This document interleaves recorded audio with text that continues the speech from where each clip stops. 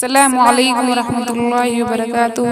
جب اللہ کے نبی داؤد علیہ السلام کے وارث سلیمان نبی ہوئے تو وہ اللہ کے دربار میں دعا مانگنے لگے کہ اے اللہ مجھے وہ مرتبہ عطا فرما جو مجھ سے پہلے نہ کسی کو ملا ہو اور نہ ہی میرے بعد کسی کو ملے۔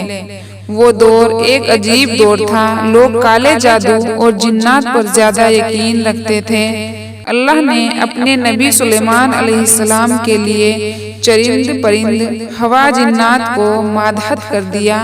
اللہ کے نبی سلیمان علیہ السلام جہاں بھی انسانوں پر کفر، نفرت اور ظلم دیکھتے تھے تو آ کے اپنے معجزات دکھاتے تھے۔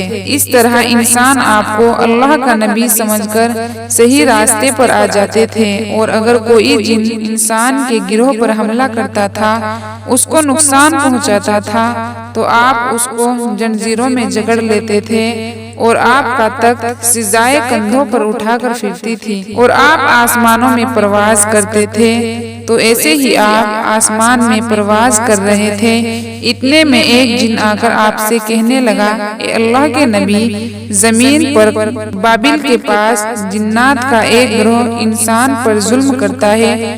وہاں کے جن انسانوں میں حلول کرتے ہیں اور پھر انسانوں کو تکلیف دے کے یہ منواتے ہیں کہ ان کے پاس غیب کا علم ہے، اور یوں انسان بھی صراط مستقیم سے ہٹ رہے ہیں۔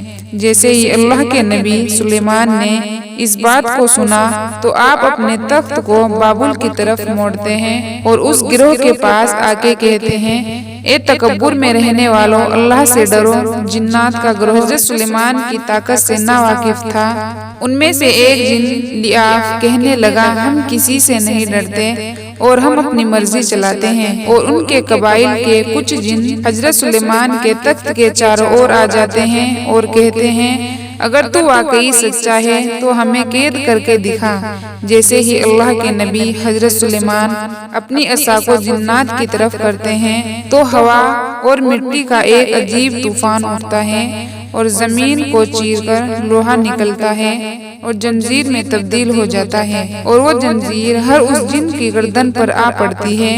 وہ تمام کے تمام جن زمین پوش ہو جاتے ہیں، اللہ کے نبی سلیمان کے قدموں میں گر جاتے ہیں اور کہتے ہیں، آپ کون ہیں؟ پھر آپ کہتے ہیں، میں اللہ کا نبی داؤد کا بیٹا سلیمان ہوں، اور اللہ نے مجھے اس زمین پر امن اور سلامتی کے لیے منتخب کیا ہے۔ اے گروہ، اے جنات، خبردار ہو جاؤ، اس زمین پر فساد نہ پھیلاؤ ورنہ اللہ کا عذاب تم کو تباہ کر دے گا۔ اس طرح وہ سارا گروہ حضرت سلیمان کی نبوت اور اللہ کی رحمانیت کو تسلیم کرتا ہے۔ پھر سب امن، محبت اور سکون کے ساتھ زندگی بسر کرتے ہیں اور وعدہ کرتے ہیں کبھی بھی کسی انسان کو تکلیف نہیں دیں گے۔